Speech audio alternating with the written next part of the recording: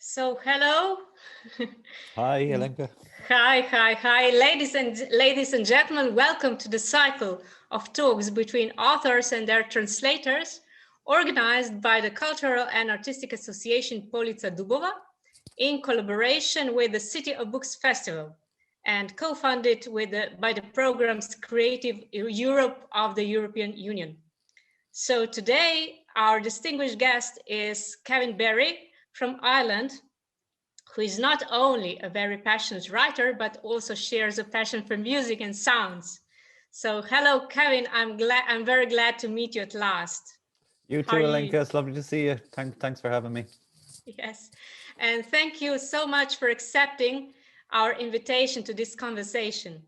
But before we start, let me first introduce you briefly to our audience. So far, you have published 3 collections of short stories, and the last one, That Old Country Music, is from 2020. It's very recent. And you have published also 3 novels. All of them were nominated for awards, and many of them won the prizes. And I would love to talk about other novels, but today's theme is City of Bohane, and this is your debut novel.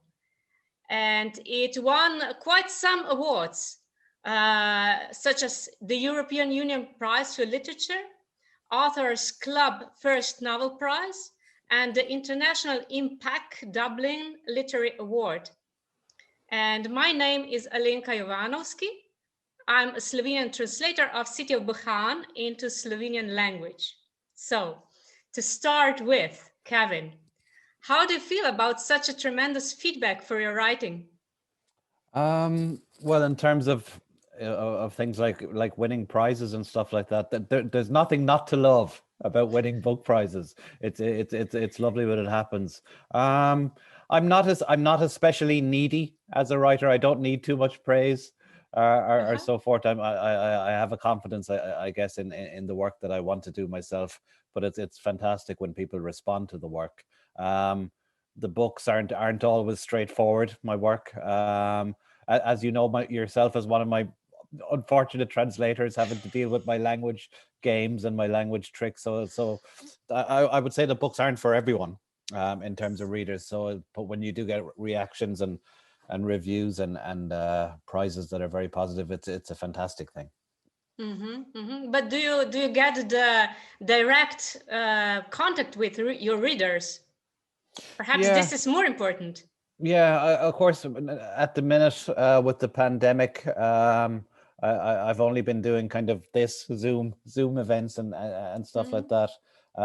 But more usually, yeah, I do a lot of kind of festivals and readings, and it is something that I cherish to meet readers, and you know, everyone has a different version of your novel that they've read. Every reader has their own Yes. version, and pictures. You know, if there are 1,000 readers of your novel, there are 1,000 different versions of it out there. Everybody sees it in a different way, and it's really intriguing sometimes to hear what they make of it. I've had a very interesting experience with some French readers. They think I'm very dark.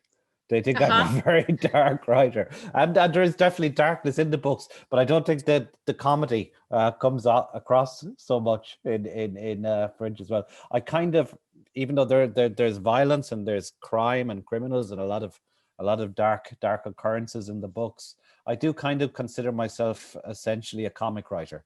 Yeah, I think comedy is the form in literature or in art generally that's truest to human experience and to the way we to the way we get through life as humans.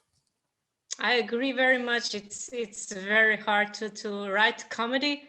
And in the City of Bohane, what I admired most was this strange mix of very dark tones, a really Nick Cave or something really, really dark and very, very strong from the emotional point of view. Sorry. But on the other hand, there are these twists, comic twists, and I love this mixture. It was Yeah. very much into my vein. Yeah, what I guess I like to do a lot is I try to subvert the reader's expectation. So the reader is reading the book and thinking it's one type of book, and maybe trying to pull the rug from under them a bit and thinking, no, it's not that. I don't like it's a while since I wrote City of Bohane. It was my first published novel. Not the first novel I attempted by any means, but the first novel I Okay. published. Okay. And when I wrote it, for example, if there's a lyric passage in City of Bohane describing landscape or whatever, immediately thereafter there will be sort of a comic line to try and subvert the lyric passage, and I think that's a young man's trick. I You're trying to kind of I don't know if the expression is common, have your cake and eat it. You're trying to get away with doing the one thing two ways, but it's yeah, it's interesting to look back at it now, because I wrote City of Bohane I think in 2009 and 2010. Mhm. And I think it's very much a first novel in terms of the structure and stuff. I do think there's great vitality in the language, and I can sense my own excitement at the time in kind of trying to describe this world. Mhm. Mhm. I sense this excitement for for language, and I worked very much with your language. So my first question actually is, where does come your zest for writing? This lust for playing with sounds of English, Irish, and with dialects, dialectal speeches. I ask this question because this quality is very much present in the city of Bohane.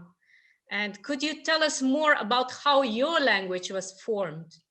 Yeah. You're originally from Limerick, no? Yeah, I'm from Limerick City originally, which is Ireland's third biggest city. And then I spent a lot of time in Cork City. The city of Bohane is an imaginary place, but it has elements of both Limerick and Cork, and especially the language that's used by the working classes in those cities. And it was kind of a great discovery to me when I started to write City of Bohane, because I discovered that language had never really shown up before in Irish literature, Mhm. because the working class communities in those cities weren't involved with writing books. They were doing other things, you know. They didn't Mhm. have those opportunities really. Maybe in things like Irish theatre and in Mhm. plays, that language maybe Yes. came in a little bit more, but certainly in novels, it hadn't come in. So it felt like a real treasure trove of material, and a new way of kind of telling a story, to use that language. It's like the way we speak English in Ireland, and especially in these small Irish cities like Limerick and Cork, is very strange. You know, it's Noticed. it's got another language behind it, which is Irish, which we spoke until 200 years ago. And the way we form sentences and the way we bend words, a lot of it comes from the way sentences are formed in the Irish language. So it's a very strange kind of hybrid take on the English Mhm. language, which means it's very unusual, and you can do beautiful things with it. But it's not always easy for translators. And it works a lot on sound. I think Yes, it this works I've a lot noticed. on kind of rhythm and sound. Yes, this I've noticed, and I enjoyed very much this rhythm and sound. I tried to recreate that in English, in Slovenian, but the readers will say, yes. And the hardest thing, in fact, speaking about language, the hardest thing for me to catch in Slovenian was the spirit of dialects in City of Bohane, how to recreate this remarkable vividness, Mm, how to combine this realistic thing and the humor mm. so that it would function. Yeah, I And yes, and I remember fighting very much with Jenny Ching, with Gurley, and so on. And so your characters are very much vivid. mm. So my question is, how how what was your work process? How did you manage to get those characters talking in such a vivid way? Did they pop out of your head? Yeah, it wasn't difficult to get them talking. It was hard to make them shut up. You know, once they started talking, there was no stopping them. It's funny. I recorded the audiobook myself of City of Bohane, as I've done of all my novels, and you learn a lot about your own book when you read it aloud from start to finish. And I felt, for me, but by far my favorite characters actually were Girly and Jenny. I thought they were the most vivid and the most vivacious characters in the book. Also very tricky, you know. You never quite know what they're up to, and I mean, I think they're very emblematic of something in Irish talk, in Irish conversation, or in Irish speech, which is that it all goes along. We love to talk, and we're good at it, but and it all goes along like that on the surface. But there's a lot that's not been said, you know. Yes. And the actual meaning of an Irish conversation could take years to figure out. So though we talk a lot, sometimes we're not saying very much, and there's all these little power struggles and battles going on just underneath the surface of the language. And I think that's very evident with Jenny and with Girly in the book. It is kind of, I like to think that City of Bohane is a matriarchy. It's the story of a 20th century world becoming a 21st century world. The women are definitely taking over. Girly essentially is running the city, even though she's bedbound and she's drinking bottles of whiskey and eating lots of pills and smoking spliffs. She's still kind of running the show, you know. Everybody else thinks they are, but Girly is really still the imminence grise. She's the one who's pulling out the puppet master back there. So she's maybe my number one favorite character in the story. Yes, but in the end, what I was puzzled about was this mention, this last scene in the City of Bohane, where there are these girls that belong to Jenny Ching, and they were groin kickers. And it sounded very, very, very funny at first, but then I thought to myself, what then is the difference between arse kickers and groin kickers? Oh, it's very, very, very particular. Yeah, okay, but yeah, that last scene, as I remember now, it's kind of Jenny has just taken over essentially, and it's kind of a presidential guard that she has marching down the Bohane River with her, and it's kind of it's a kind of a ritual scene just to show that she's now the kind of the power in the city, and also to show that the girls are in charge now essentially. Yeah, this is evident. But I wanted to ask also something different, with also connected to the language. In one of your interviews on YouTube, I remember one sentence which made me think very much. And you said, all my work starts from people talking and speaking, not speaking really. If you get the people talk, you can get their souls from that. That seems very interesting to me. Could you tell us something more about that? Yeah, I mean, I think your most essential tool as a writer is your ear, you know.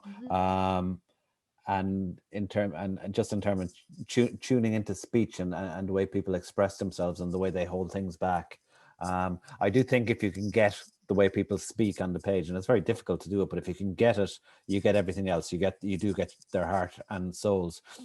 It's interesting when I'm thinking of new characters first in a story, whether it's a short story or a novel or whatever. I'm not necessarily thinking about what they're going to say. I think a lot about how they physically hold themselves in the world, what kind of stance they have, what kind of how they arrange their bodies in the world, and because that's if you can picture the characters very clearly like that, you'll start to hear them. Very often, I'm writing about characters from Irish working class backgrounds. And the stance, the physical stance, very often it's men from those backgrounds, and the physical stance is very defensive, and it's kind of shoulder forward and kind of tense.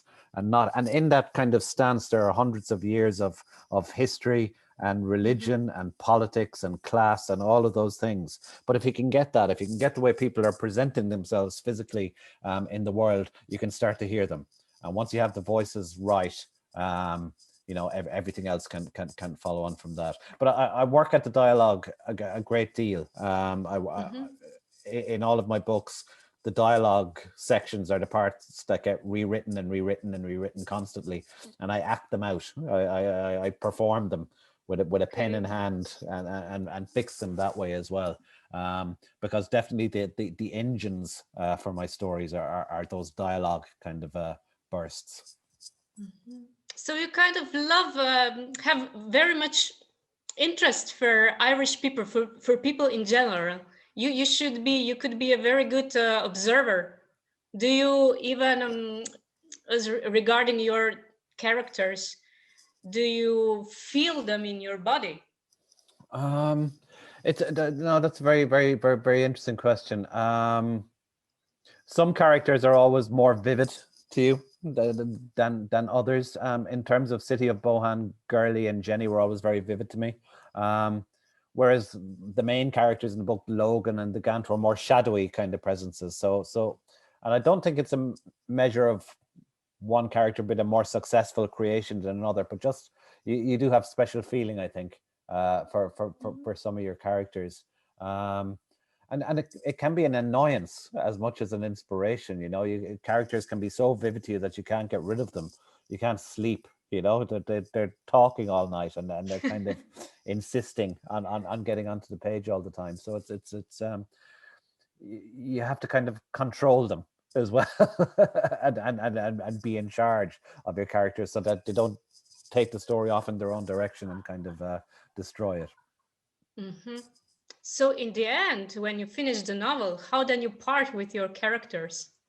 Yeah, it's a slightly melancholy feeling, I think, to finish a novel.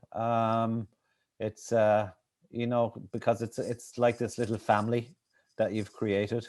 And in a book like City of Bohane, it might be a very troublesome family, it might be a very difficult, violent, tricky family, but still you do grow close to them. So it's when you have to kind of wave goodbye, it's a kind of a strange feeling and a sad one. Mm-hmm. And what I noticed in City of Bohane, but also reading about your last novel, the night boat to Tangier, is that you really your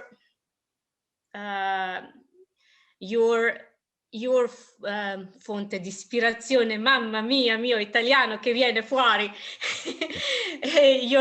Your inspiration comes from depicting, from researching this underworld of criminals. Yeah, I like I like when different genres crash into each other and collide. So I like to take elements of thrillers and elements of noir stories or elements of crime fiction, but treat them with a highly literary language and approach, because I think you can make really interesting sparks fly when these different genres and forms crash up against each other. City of Bohane is very influenced by the television I was watching in 2009, which was that kind of golden age of American TV, like The Sopranos and The Wire and shows like that, which were some of the best storytelling going on at that time. And definitely I was trying to make my own little world in the way that those shows create these very vivid, enclosed worlds. And they do so with language. You know, how do you build a world? You build a world with words and with language, and with a particular way of expressing. Yes, but usually the worlds we live in, the reality we live in, is created by words that are kind of modeled. They're not fresh. So my question would be, because I observe the world also a little bit as an author, and when reality pops out, it is when this usual words they break. So what is your, can you connect to this? Yeah, I mean, so how do you how do you solve that? How do you fix that? My belief is that writing prose fiction is kind of a musical form. I think prose fiction is a kind of music. It's not a very good form of music. It aspires to being the condition of music. It's a kind of a disappointed musical form. But I think every story, every novel has its own rhythm and its own melody. And really you're just trying to tune into it with your ear. Yes. And if you and sometimes sometimes you get it. You know, sometimes you write half a page or just a paragraph, a few sentences, and you go, yeah, that's it.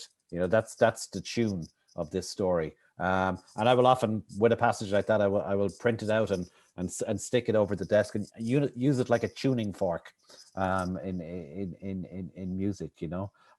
But I do think writing a novel it's like the first task, the first job that you have is to figure out what's the rhythm of this story, what does it sound like, and once you get that, you can almost let the rhythm and the sound dictate the events, dictate what happens. Thank you for this answer, because my experience as a translator of City of Bohane was the same. I had to learn the rhythm, or create it, learn it. Yeah. So my last question for today is what would Kevin Barry, the author, ask himself about the things that come to the surface during this new collective that comes into being in the times of pandemic?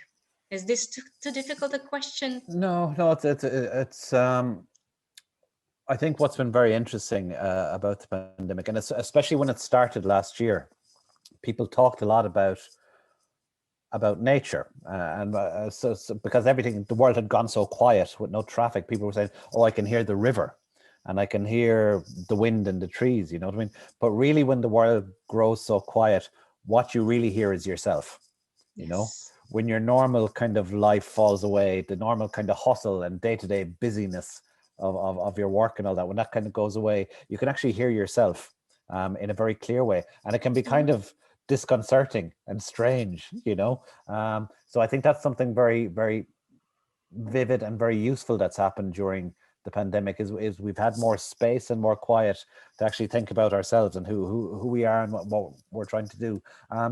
I hope we come out the other side of it changed to some way, that we've got more perspective. A lot of us, how lucky we are in our circumstances. I try to remind myself that I'm very lucky to get to go just to my shed every day and write these crazy little characters and mad little stories, you know. But no, I think it's I think the pandemic will greatly influence a lot of the literature and novels and stories that are going to come over the next few years. But I think it'll take a long time to see the full effect of it on the way we perceive of ourselves as people. Yes. So perhaps more silence and more space for great things to happen, or perhaps for more space for mystique of great nothing, which I loved very much. Yes, Big Nothing is I for love those of you who haven't read the book yet. Big Nothing is the countryside around the city of Bohane, and the phrase comes from when you're in a city like an actual Irish city like Limerick or Cork. People there feel like it's the center of the universe. So the rest of the world exists only as a kind of a rumor, and it's all just big nothing out there. Where you are is the center of the universe. That's a very Irish view. Yes, but perhaps it's the other way around. Maybe so. So I thank you very much for this lovely conversation, dear Kevin Barry, and let us readers enjoy your books. And I wish you lots of good pages and good written. Thanks so much, Alenka. It was a pleasure. Yes. Bye. Bye. Okay. All good. We thank you very much.